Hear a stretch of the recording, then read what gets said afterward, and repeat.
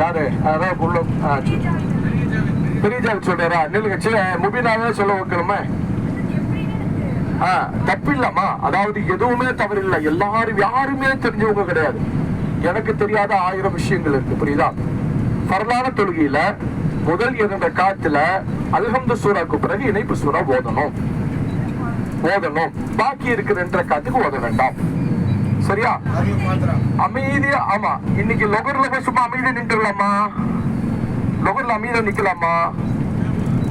சிறாக ஓதப்படுகிறது, அதாவது சட்டம் இல்லாமல் தான் ஓதப்படுகிறது தவிர கிராத் இல்லாமல் இல்லை. லொகர்லயும் மசர்லயும் கிராத் இருக்கா இல்லையா? இருக்கு. ஆனா என்ன செய்யறோம்? அமைதியா ஓதுறோம். சரியா? இப்பவே வந்துட்டீங்களா பெட்ரோல் பங்கு? நான் கொஞ்சம் தள்ளி அந்த பக்கமெல்லாம் போலாம், எங்கேயாச்சும் எங்களுக்கு பொருள் எல்லாம் வாங்கலாம்னு நினைச்சோம். சரி, அப்புறம் பாங்க தாய் விழுந்து வரும்போது இன்ஷாஅல்லாஹ்.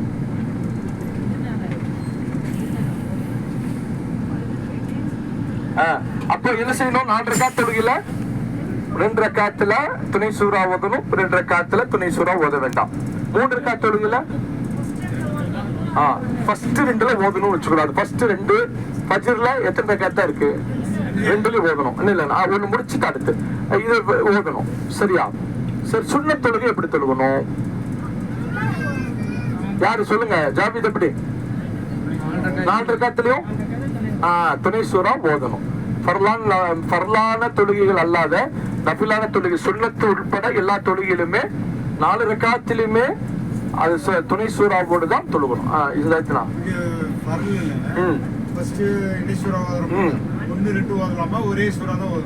ஒன்னு 2 புரியல.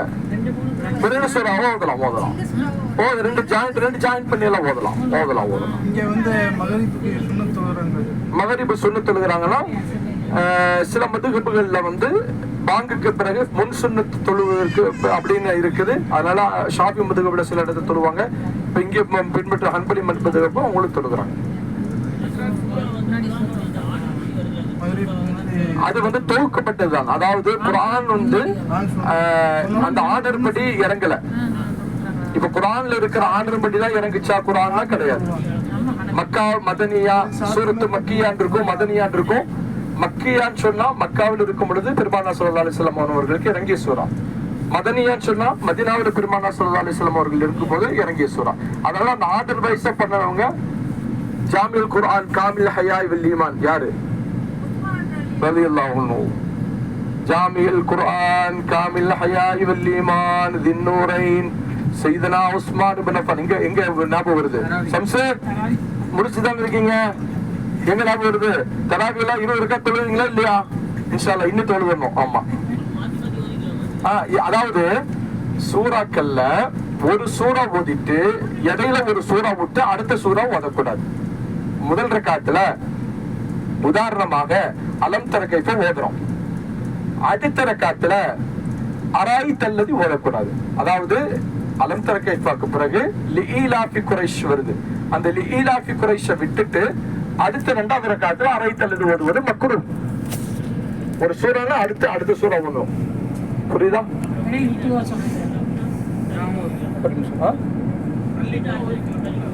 அதாவது 2 சூறா தள்ளி ஓதலாம், 4 சூறா தள்ளி ஓதலாம். ஒரு சூறா மட்டும் குறிப்பா நீங்க சொல்லுங்க நாளைமா. ஒரு சூறா மட்டும் விட்டு ஓதக்கூடாது. 2வது 2 சூறாவும் 3 சூறாவும் விட்டு ஓதலாம். என்னம்மா? ஆமா ரசா ஒரு சூறா விட்டு ஓதக்கூடாது.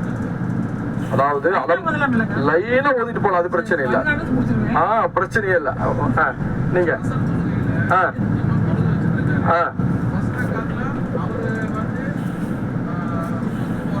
புரிஞ்சு உங்களுடைய. அதாவது ஒரு நிமிஷம், நான் சில கேள்வி சொல்றேன். ஒரு ரக்காத்துல போய் சேர்றோம், இமாம் ருக்குவில் இருக்கும் பொழுது சேர்றோம். அப்ப நான் கேட்கறவங்க மட்டும் தான் பதில் சொல்லணும். இது சும்மா யாரும் என்னடா அஜித் நம்மளை மாட்டி விடுறாருன்னு சொல்லி யாரும் நினைக்கூடாது. கேட்கறவங்க பதில் சொல்லணும். சரியா? ஒரு இமாம் வந்து ருக்குவில் இருக்கும் பொழுது போய் அந்த தொழுகையில சேர்றோம். அந்த ரக்காத்து நமக்கு கிடைக்குமா கிடைக்காதா? சம்சு கிடைக்காது. நில்லுங்க, நான் கேட்கிறேன்.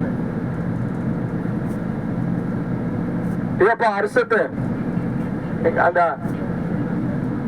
இங்க நான் கேட்கறது புரியுதா இல்லையாம்மா? இமாம் தொழுகையில பரலான தொழுகையில போடுறோம். நாம போகும்பொழுது இமாம் என்ன செய்யறாரு? ருக்குவுல இருக்காரு. இந்த ருக்குவுல போய் நாம ஜாயிண்ட் பண்ணலாம், அந்த ரக்காத்து கிடைக்குமா கிடைக்காத? நீங்க சொல்லுங்க. சத்தமா சொல்லுமா சார்? இட்லி பிடிக்கலையா காலையில? சரி, சரி, ஓகே, கிடைக்கும்.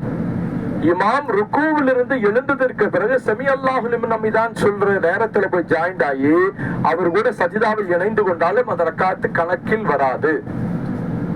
புரிஞ்சுதா? இப்போ இமாம் 2 ரக்காத் தொழுக வச்ச பிறகு 3வது ரக்காத்துல போய் ஜாயின் பண்றோம். ஜாயின் பண்ணிட்டு பாக்கி இருக்கிற 2 ரக்காத்து நாம தொழுகணும்ல. அப்ப நமக்கு எத்தனாவது ரக்காத்து மிஸ் ஆயிருக்கு? என்னென்ன ரக்காத்து மிஸ் ஆயிருக்கு? 1 2. உதாரணமா 4 ரக்காத்துனா 1 2. 1 2ல இணைப்பு சூறா ஓதணுமா வேண்டாமா?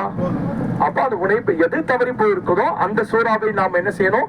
இணைப்பு சூறாவோடு சேர்ந்துதான் நம்ம தொழுவோம். சொல்லுங்க சொல்லுங்க.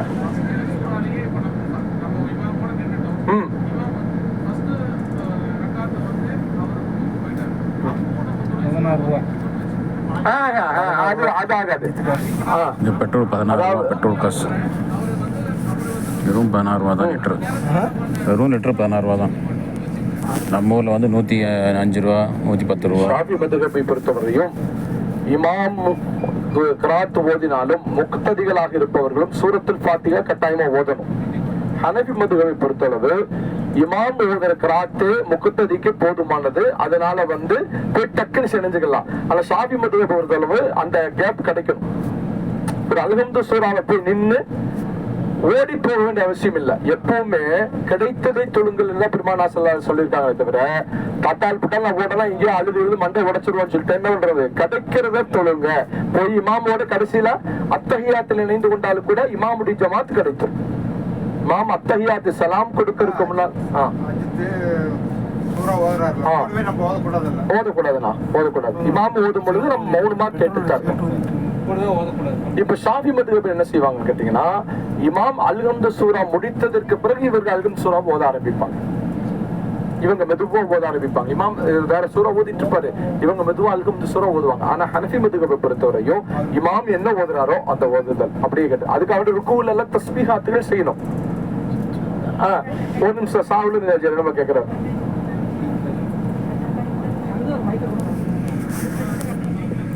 அதாவது தஹஜ்ஜுத் அப்படிங்கிறது ஃபஜ்ருடைய பாங்கு வரையும், ஃபஜ்ருடைய பாங்கு வரை தஹஜ்ஜுதுடைய நேரம். ஃபஜ்ருக்காக வேண்டி பாங்கு சொல்லப்படுகின்ற வரை தஹஜ்ஜுதுடைய நேரம். ஃபஜ்ருடைய நேரம் முடிவுங்கிறது சூரிய உதயத்தினுடைய நேரம். சூரியன் உதயமாவதற்கு முன்னால் ஃபஜ்ருடைய நேரம் முடிந்து விடுகிறது. சூரியன் உதயமாயிட்டா ஃபஜ்ருடைய நேரம் கலாவாகிவிடும். லுஹருடைய நேரம் அதுதான். லுஹர் வந்து அசருடைய அக்பல் பக்தின்னு ஒண்ணு இருக்கு. இப்ப ஷாஃபி மதுஹப்ல 3:30 மணிக்கெல்லாம் பாங்க சொல்லுவாங்க.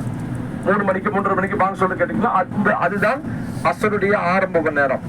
ஹனஃபி மதுஹபை சார்ந்தவங்க என்ன செய்வாங்கன்னா அசருடைய கடைசி நேரத்துல தொழுவாங்க. அசருடைய கடைசி நேரம். அந்த அசருடைய நேரம் மகரிப் வரைக்கும் நீட்டிப்புல அந்த சில நேரங்கள் சில நிமிடங்கள் எல்லாம் அசருடைய நேரம் தொழுது. அதுக்கு பிறகு தொழுது கலாவாத் ஆகும். அதே மாதிரி மகரிப் அப்படிங்கிறது சூரியன் மறைந்ததிலிருந்து ஒரு 6-7 நிமிஷம் கழிச்சுதான் தொழுகணும். புரியுதுங்களா? சூரியன் மறைந்ததிலிருந்து 6-7 நிமிஷம் கழிச்சுதான் மகரிப் தொழுகணும். இஷா வந்து ஃபஜ்ருடைய வக்த் வரை இருக்கு. ஃபஜ்ருடைய வக்த் பாங்கு சொல்லப்படுகின்ற வரை இஷாவுடைய, அதாவது காரணம் இல்லாம அப்படி தொழக்கூடாது. ஏதாவது சஃபர்ல போறோம், அந்த மாதிரி சூழ்நிலை வருது.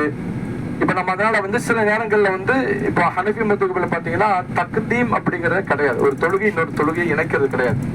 சில நேரங்கள்ல பயணங்கள்ல அந்த மாதிரி இணைக்காமல் போனால் அந்த தொழுகையை கலாவாயிரும், அப்படியே விட்டுருவோம். அதனால என்ன செய்யறோம்? இன்னொரு மதுஹபை பின்பற்றி நாம என்ன செஞ்சோம்? தக்தீம் செஞ்சுக்கணும். 2 தொழுகையை ஒன்றோடு இணைக்கிறோம். இந்த மாதிரி நேரத்துல வீட்டுல இருக்கும்போது நினைச்சிட்டு அல்ஹம்துலில்லாஹ் தூங்கிடக்கூடாது. சரியா? ஆமா. என்னமா அது ஜம்மு கஸ்ர் அப்படிங்க. ஜம்மு கஸ்ர் அப்படிங்க ஷாஃபி மதுஹப்ல. ஆனா நம்ம வந்து எப்பவுமே அதை ஃபாலோ பண்றது இல்ல. இப்போ ஃபிளைட்டுக்கு போறோம். அந்த ஃபிளைட்டோட நேரம் வந்து இப்ப நமக்கு அல்ஹம்துலில்லாஹ் நமக்கு நம்ம போற நேரத்துல கிடைக்கும். சில நேரங்கள்ல இப்ப வர்ற நேரத்துல பாத்தீங்கன்னா அதிபதியா இருந்தோம். வர்ற நேரத்துல இஷா ஜமாத்து இஷா தொழுகவே முடியாது.